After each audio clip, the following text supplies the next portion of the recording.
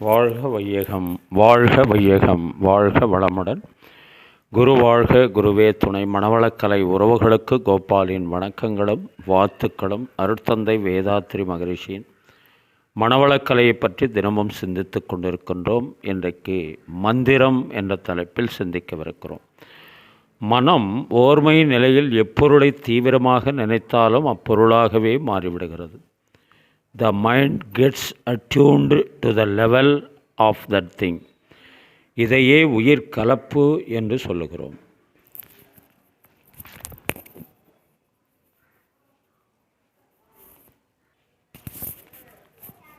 அந்நிலையில் நாம் அப்பொருளை மதிக்கிறோம், அதனோடு நட்பை வளர்த்து கொள்கிறோம், அப்பொருளின் ஆற்றலை நம் உயர்வுக்கு பயன்படுத்தி கொள்கிறோம்.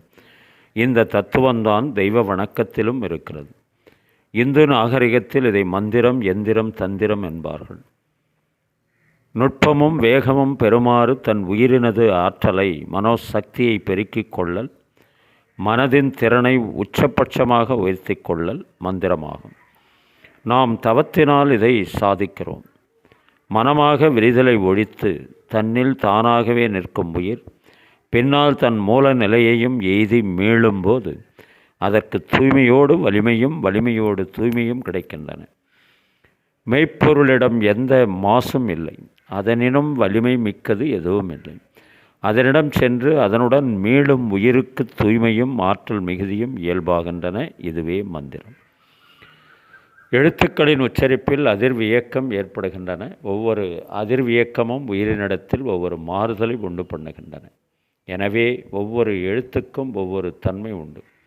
இதை துல்லியமாக கணக்கிட்டிருக்கிறார்கள். இவற்றில் பீஜாட்சரம், வீரிய எழுத்துக்கள் என்று சில இருக்கின்றன. அவற்றின் துணை கொண்டு உயிராற்றலை வளர்த்து சக்தி மிகுந்ததாகச் செய்து கொள்ளல் மட்டும் இக்காலத்தில் மந்திரம் என்று வழங்கப்படுகிறது. மனமது செம்மையானால் மந்திரம் செபிக்க வேண்டாம். ஆம், மனமது செம்மையானால் மனமே மந்திரம், செபிக்க வேண்டியதில்லை. மனதிற்கு செம்மை ஊட்டுவதே மணவளக்கலை என்று சொல்லி இன்றைய சிந்தனையை நிறைவு செய்கின்றோம். இன்று பிறந்தநாள், திருமண நாள் காணும் அன்பர்கள், நண்பர்கள், மணவளக்கலை உறவுகளுக்கு அருட்தந்தையின் அருட்காப்பு, அருட்பேராற்றல் இரவும் பகலும் எல்லா நேரங்களிலும், எல்லா இடங்களிலும், எல்லா தொழில்களிலும் உறுதுணையாகவும் பாதுகாப்பாகவும் வழி நடத்துவதாகவும் உங்கள் அனைவருக்கும் அமையுமாக. அருட்பேராற்றல் கருணையினால் உடல் நலம், நீளாயுள், நிறை செல்வம், உயர் புகழ், மெய்ஞானம் ஓங்கி வாழ்க வளமுடன் என்று குரு நினைவோடு வாழ்த்தி மகிழ்கின்றோம். திருமணத்திற்காக காத்து கொண்டிருக்கும் பெண்கள், பிள்ளைகள் இவர்களுக்கு நல்ல வருணமைந்து விரைவில் திருமணம் நடைபெற வாழ்த்துகின்றோம். வாழ்க வளமுடன். வேலைவாய்ப்புக்காக காத்து கொண்டிருக்கும் பெண்கள், பிள்ளைகள் இவர்களுக்கு நல்ல வேலைவாய்ப்பு அமைய வாழ்த்துகின்றோம். வாழ்க வளமுடன். குழந்தை பாக்கியம் இல்லாத தம்பதியினருக்கு விரைவில் குழந்தை பாக்கியம் அமைய வாழ்த்துகின்றோம். வாழ்க வளமுடன். உடல்நலம் குன்றியிருப்பவர்கள், மனநலம் பாதிக்கப்பட்டிருப்பவர்கள், தொற்றினால் பாதிக்கப்பட்டிருப்பவர்கள் அனைவரும் விரைவில் பூரண உடல்நலம் பெற வாழ்த்துகின்றோம். வாழ்க வளமுடன்.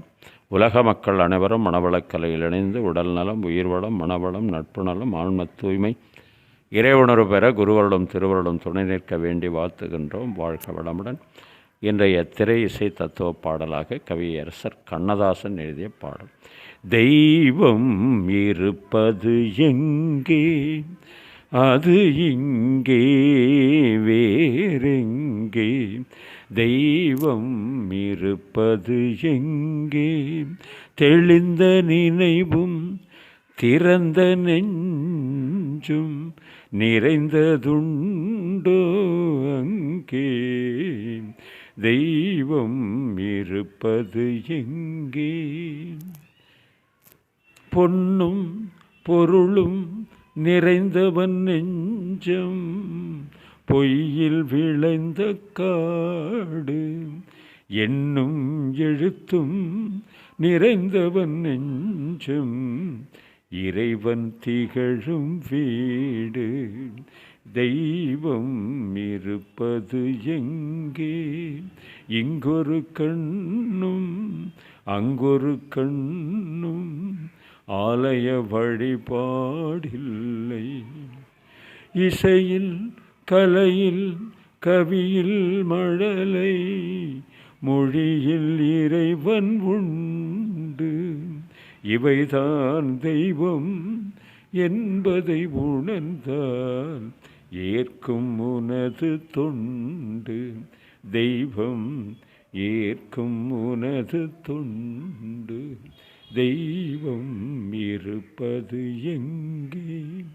அது இங்கே வேறெங்கே? தெய்வம் இருப்பது எங்கே? வாழ்க வளமுடன்.